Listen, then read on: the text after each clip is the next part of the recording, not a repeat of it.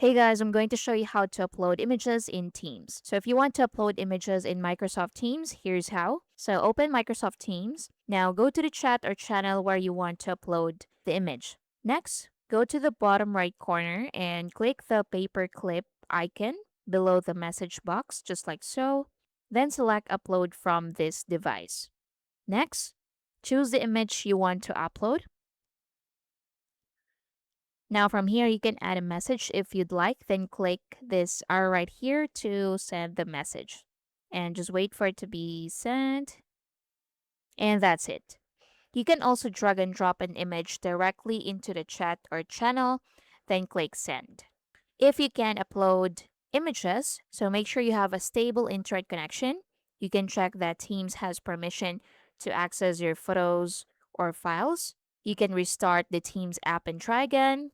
You can update Teams to the latest version. Or if you're using a work or a school account, your organization may restrict file uploads. So contact your IT administrator if needed. So again, just click this paperclip icon that says attach files, then click upload from this device and select your image and click open. And that's it. Thank you for watching.